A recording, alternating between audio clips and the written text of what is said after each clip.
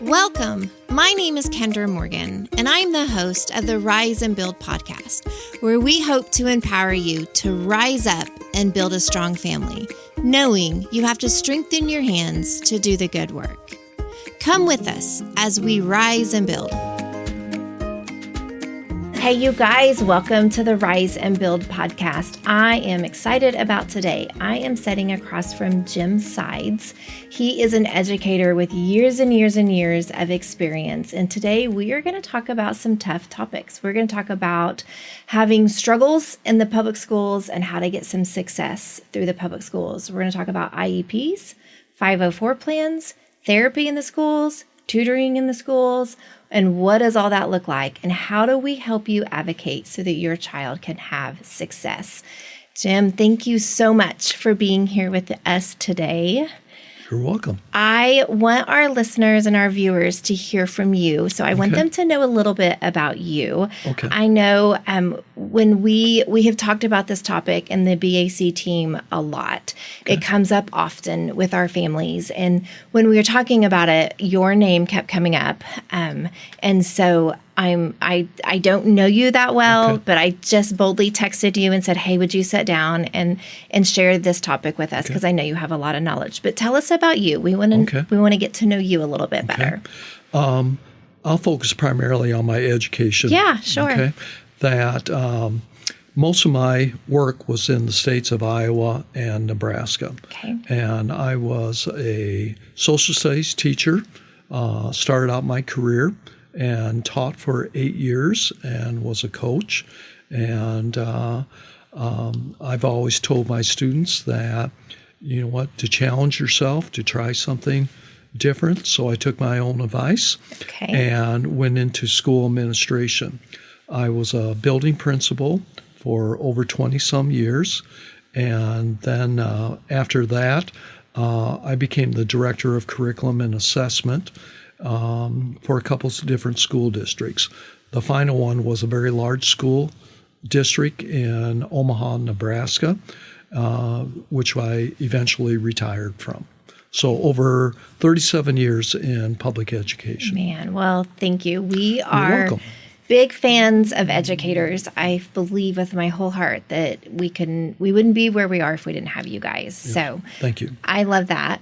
I also love that you're not from Oklahoma, just because it's going to be able to kind of tie some of this together. Okay. So the IEP 504 Special Education Program, there are federal laws that every state has to follow, but then the states can make some rules within themselves, correct? That is correct. So before we even kind of dive into some of my questions for you, could you just give us kind of a background of what is an IEP? What is a 504 plan? What is the difference? I know you can't be on both, so you have to kind of figure out what is best for your child. What does that look like? Yeah. It's really two different programs. Okay. A 504 is a more simplistic. Okay. It's primarily comes under the Office of Civil Rights. Okay. Is where it originated from. And it's more about getting access and accommodations. It's not necessarily about the curriculum. Okay. So it could be an example of preferential seating. My child cannot see, so he needs to be up towards the front of the classroom. Okay. And those things need to be very spelled out. It just can't say the preference of the teacher. Right. As when I go into a 504, I want it to be very specific of what that looks like for that classroom teacher and for my student. Okay. An accommodation, looking at it from a more simplistic, my children played t-ball. Okay. So the game is still the same.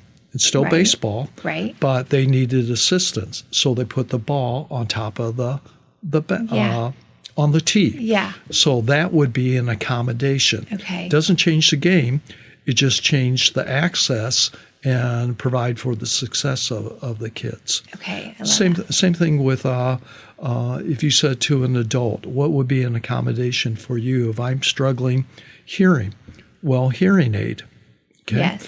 That is an accommodation. Yeah. Okay? Your glasses are all accommodations. Yeah. So that's really what a 504 is. Okay. It's about access and the accommodations to provide. Okay. Is it true to say that a 504 plan is more of kind of a medical plan? Like if you need medication or vision, hearing, like the medical piece of it, is that accurate to say that? Yes, that can occur under a 504 plan. And most 504 plans are for medical reasons. Okay. Okay. So, for example, if I have a multi-level building and a child has difficulty walking or with a wheelchair, okay, so give them access to the elevator. Okay. That's an accommodation for health reasons or medical reasons. Okay. Could be for a diabetic that carrying a phone that with the new patches on that they can monitor and see on their phone if they need additional insulin or any of those different things. Okay. That would be falling under a 504. Okay. It's providing that accommodation. Not necessarily dealing with the curriculum, Right. but it really is providing access for the child to be successful. Okay.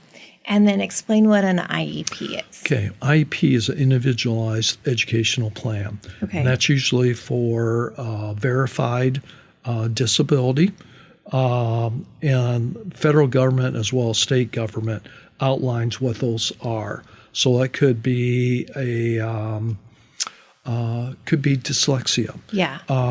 It could be a medical. Yeah. That could be fallen under IEP. Yeah.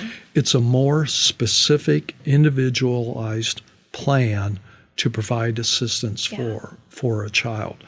It has also more legal ramifications than a 504. Okay. And there's a process that schools have to abide by, but there's also a process for parents to be involved in, outside experts to be informed and invited to IEP meetings if needed. There's a process for if parents aren't satisfied. There's advocacy groups. It's more outlined and it has more legal points or rules associated than a 504. Okay. And you have to qualify. You have to qualify. For the individual education program. You have to qualify for that, for the IEP. Yes. And that's a process. Okay. It just doesn't say that I want my child on an IEP. Right. There's a process that has to go through, and that's a longer process than a 504. 504s can happen very, very quickly, done within a week to 2 weeks. Okay. Could we talk a little bit about the process? Because we have just had a lot of families, they just don't even know how to get the process started. Okay. They'll come to us and say, I've told the teacher that he's struggling, or vice versa. The teacher will be sending them emails of how the child is struggling, but they don't know how to get to that next step of how do you get them tested or how do you get them to qualify for an IEP? Yes. Could you... First, I think maybe we should even back up because you oversaw IEPs and 504s. I mean, that's what you did for, a long time. Yes. And not only did you oversee them, but you sat in those meetings. That's correct. So you had, I feel like you're very knowledgeable in this area. But talk to us about if I have someone listening to this going, I've tried to get help and I'm not getting any help. Yeah. What does a family need to do? I think one of the big things is find an advocate within the school. Okay. Whether that's a school counselor, or an administrator, or another teacher, to say, assist me with the process of doing that. Schools require that written notification. So when a parent says, well, I told the teacher I have to do this, they really need to provide a written request that would like to meet and explain the options for testing and providing services to my child, whether that's a 504 or for an IEP. they need to request it in writing. I love that. Yes. So, and a lot of times we've dealt with parents who will say, well, I told the teacher that. Right. Well, you don't go into enough specifics. Mm-hmm. A written request will outline specifically, my child has difficulty reading complex sentences or understanding vocabulary. Try to be specific in the writing. And then the schools have to, there are timelines from a written request that they need to set up a parent meeting to go over parental rights, to outline completely the process.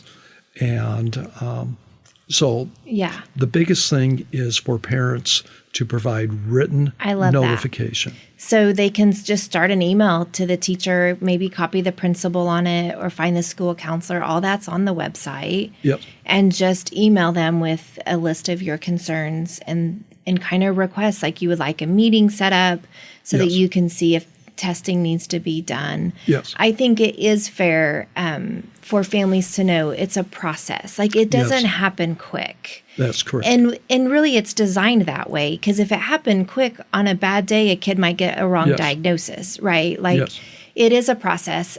Could you talk a little bit about that process on the teacher side, on the education side, so that families understand that they have to meet for a while and document and keep records before they just go out and test a child. Right. Could you talk a little bit about that? Yeah.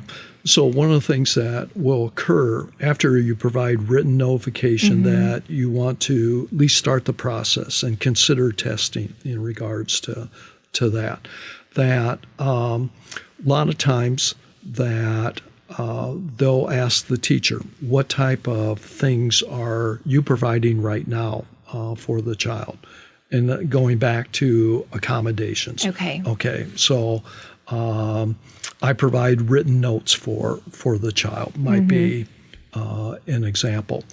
So a lot of it starts out the conversation with the teacher saying, what things are you observing as a classroom teacher? Okay. Well, it could be that I notice that the child appears to be dazing off or not focused, that the child, it looks like, struggles with their math concepts, those different things.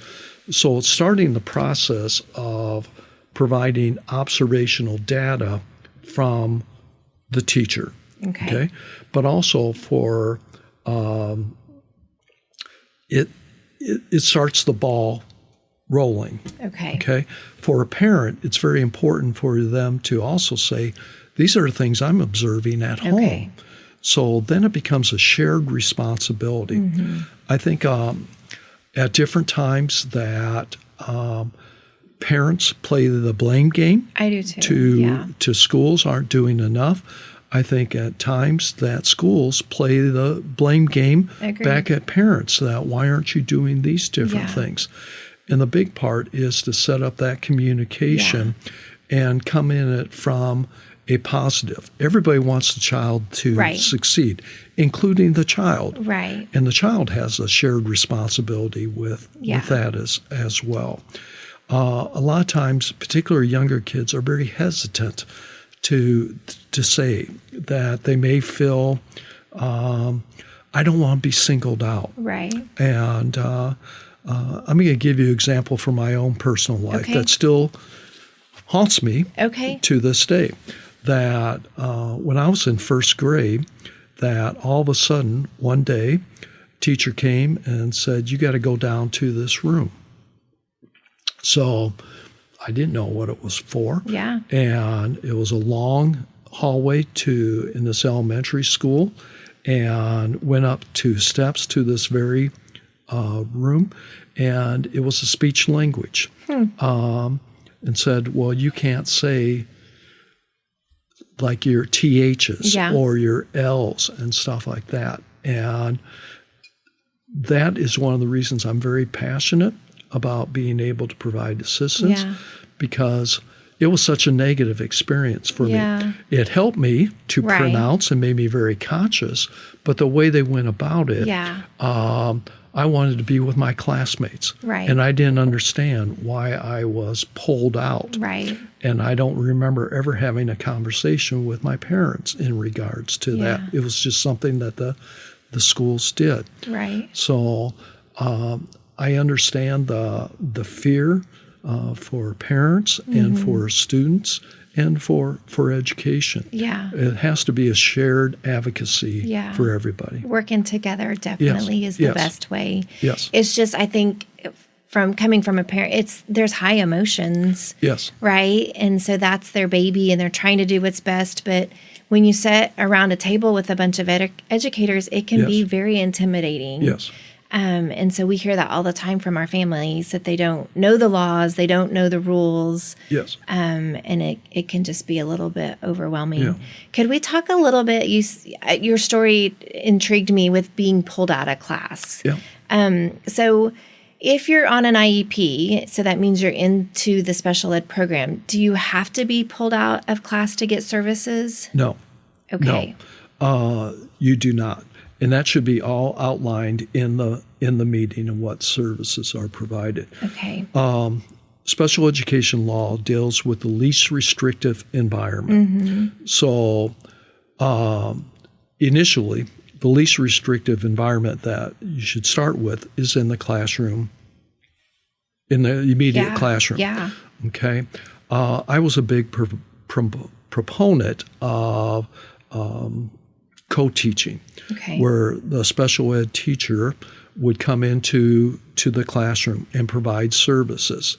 And I always believed that it didn't matter if you were a special ed teacher or a regular education teacher, you're a teacher first, so you help everybody. Yeah. And there's different models of co-teaching where it might be individual pull-out within that classroom setting, that a group of students go over to this area where a table is set up, be able to provide assistance.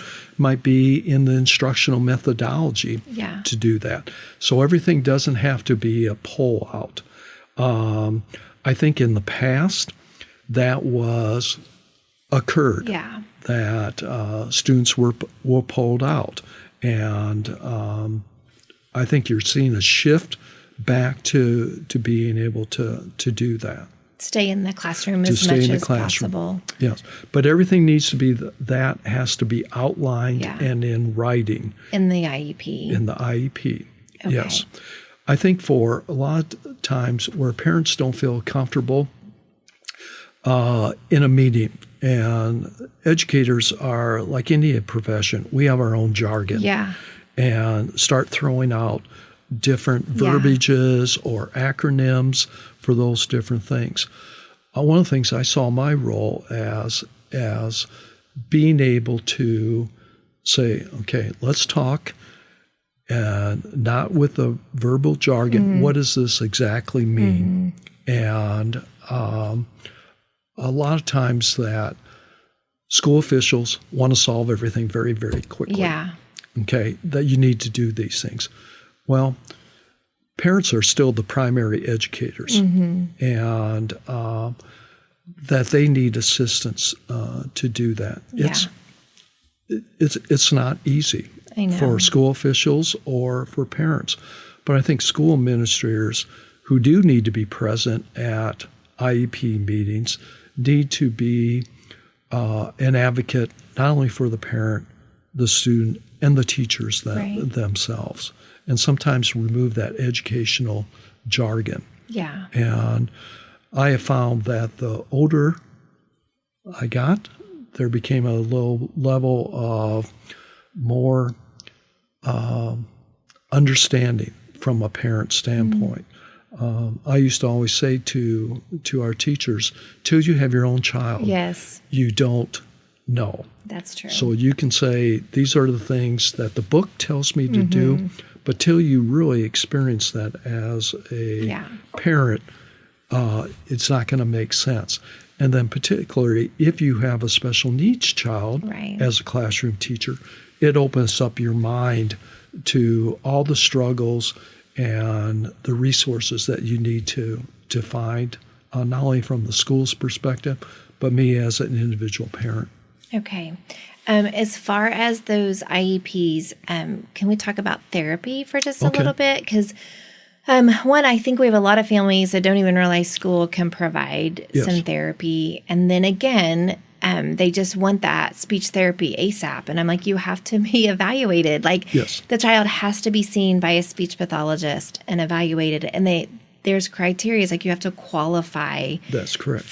For school therapy. So you can go out and pay privately and necessarily not have to qualify. But there are some percentages and standards that you have to qualify to get therapy in school. That's correct. Could you explain that process? Yes, that would become part of that written request and meeting with school officials and through their observational data, what are the things they're seeing, and then you would have somebody go in and monitor it.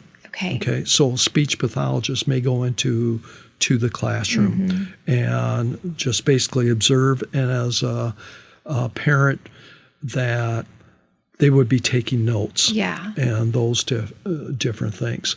Whether it's mental health therapy, which is a big push right now, which as well as it should be. Right. Maybe that is assigned to a counselor. Maybe that is small group, different things dealing with mental health. Maybe that is direct. A lot of schools right now are contracting with mental health services to be able to provide it. A lot of times schools also provide students assistance resources for, let's say, a therapy that at no cost to the parents, that it's part of a contract between the school district and this mental health services. That for parents may be able to receive services for 2 times. It could be one of the things that we really pushed for is for the mental health people to come into our school center and be able to provide direct services during the school day.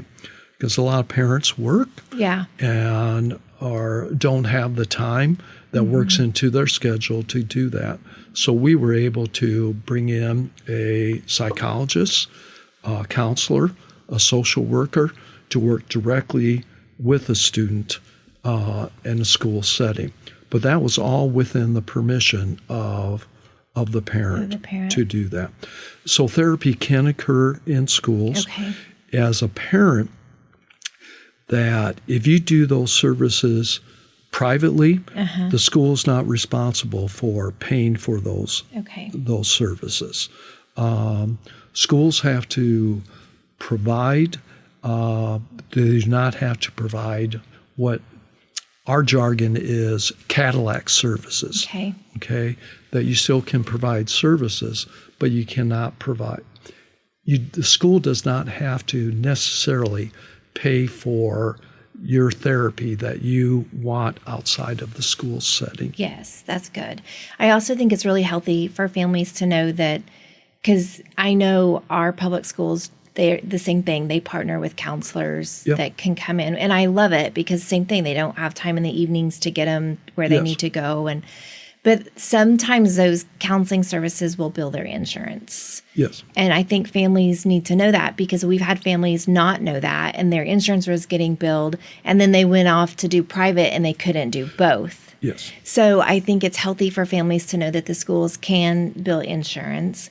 I also think it's really important to know that they can provide speech therapy, physical therapy, occupational therapy, and then the mental health counseling piece. Some school districts have vision therapists on their staff, but you don't necessarily have to. I think that's where it kind of goes state from state. A lot of questions, too, we get asked is, my son has sensory processing, but they won't do OT. But we always have to explain to our families that the school's job is to provide an education. And so the OTs are really more set up for writing and fine motor for the education piece. Is that correct? Okay. So you're exactly correct that the school is their obligation is more of the educational standards that the state has put out. The specifics with OT, speech, etc., depending on how severe it is, the school may not be able to provide those services. Or the school contracts with a speech pathologist. Speech pathologists are very, very expensive. Occupational therapists are very, very expensive. So a lot of times it's a shared partnership in regards to those different things. Most outside agencies will provide a sliding scale for parents. So if they say that, you know what, this is going to cost $200 an hour, okay? The school, if they set up a contract with that services, may provide that for 2 free times, okay? But the contractor may say that on a sliding scale, we will do this. So we'll work with you and your insurance to see if they will cover it. The biggest part for parents to understand is if they seek out private therapy, whether it's hearing, any of those different things, the school is legally not obligated to pay for those services. Let me ask you this. A lot of our families will get therapy, like counseling in the school setting, or even meet with a speech pathologist, but they never hear from them. And so in order to get a therapy in school, and I don't know about the mental health piece, the counseling, but speech, OT, they have to set goals, and they have to be tangible to meet those goals. And when you review the IEP every year, you kind of go over percentage, like where they are in meeting that goal. What if a family never hears from the counselor? I mean, do they have the right to get a progress report, or how does that work? Yes, legally they do have to provide a reporting process, and that needs to be spelled out in the IEP. IEPs require that they are reviewed at the minimal once a year. And then after 3 years that you have to do a full evaluation again. But as a parent, I can request the IEP team to say, can we meet quarterly? As part of the IEP that every 2 weeks I would like a report in regards to where my child is in regards to those goals. That's great. Those have to be all spelled out in the IEP. And that's why it's very important to set up that kind of partnership with schools. If you assume that they're just going to do that all the time, they're not. Everybody has a very busy schedule. Everybody's busy, whether you're an educator or a non-educator. You're busy in your life. So unless those things are specifically spelled out, you're not going to get a progress report. If I request through the IEP process, I would like to get a quarterly report of where we're at in regards to the progress. In an IEP, it's called a present level of performance. Once again, it's that verbal jargon for educators. But those things need to really be spelled out of how you would like to have progress or lack of progress reported to you. And then tutoring. If a teacher wants to tutor a child after school, that's typically paid for by the parent if the teacher charges.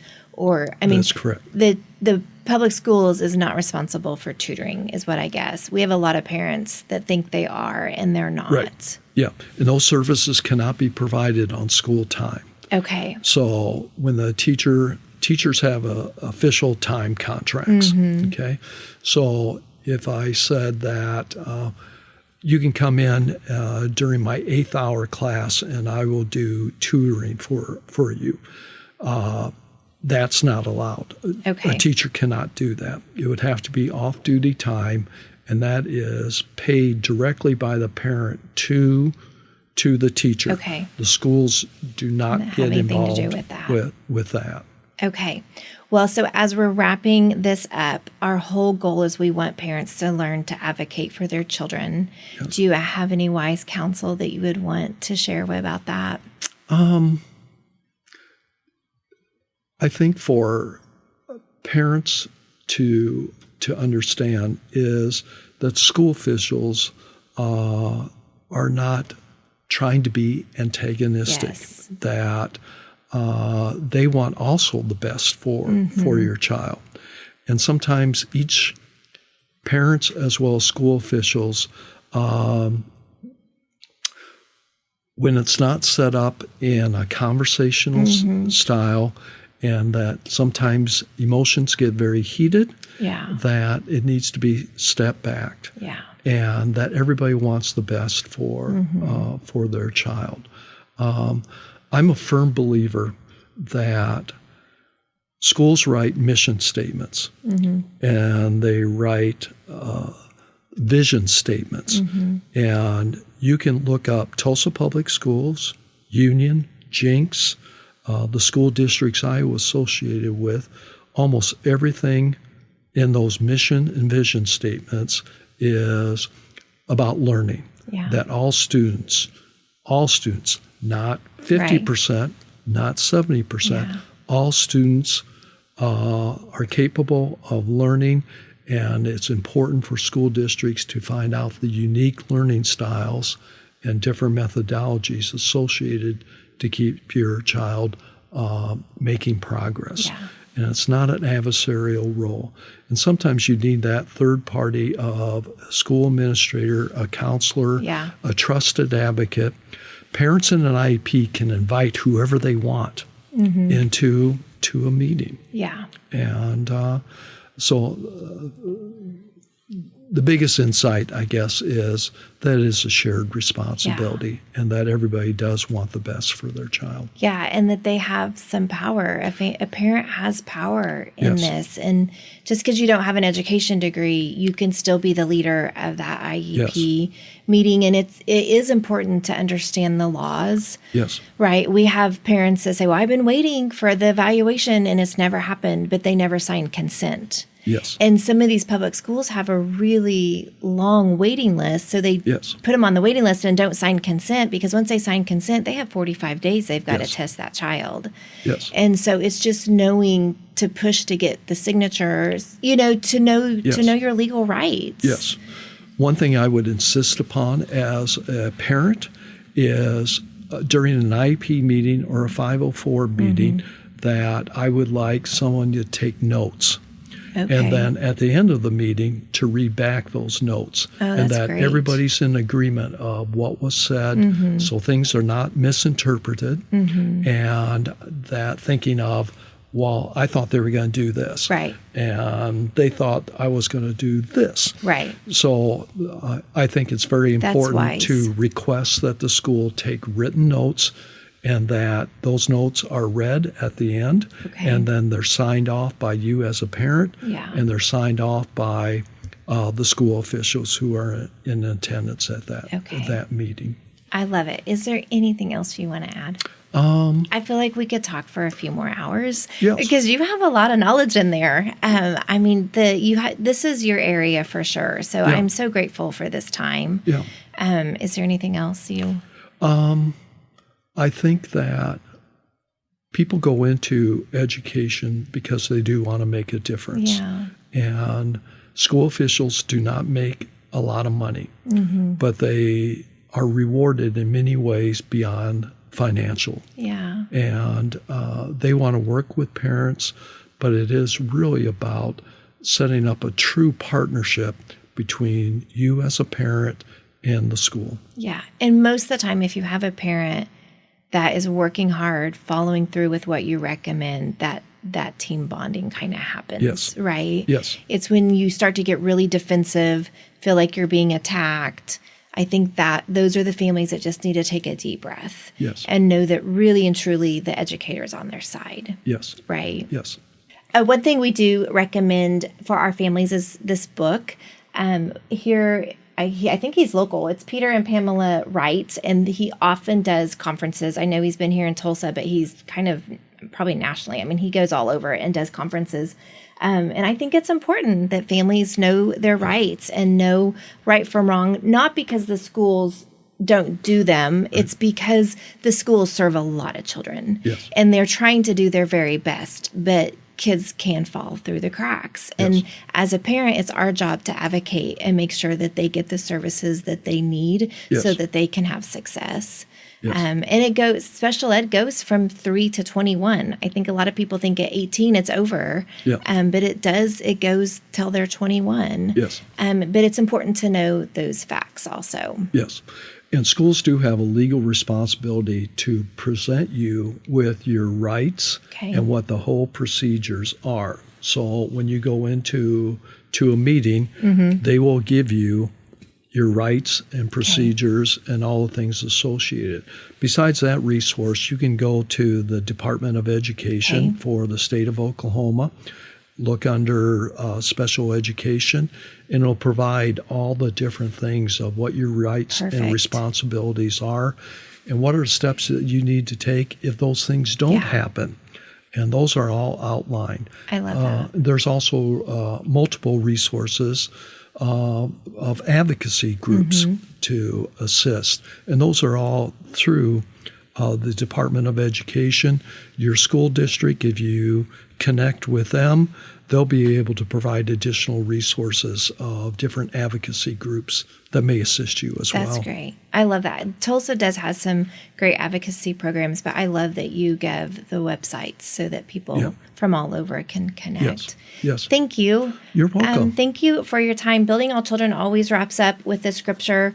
I think Philippians 4:19 is such a great one because it kind of talks about how we serve just a really, really good God. And this says, "And my God will supply every need of yours according to his riches and the glory in Jesus Christ." And I think it's so important that while we have great resources, we also have a good God that just wants to provide for our needs. So we always tell our families, turn back to him and ask for him to provide the right people and pray and ask for him to help you guide you through this and give you wisdom.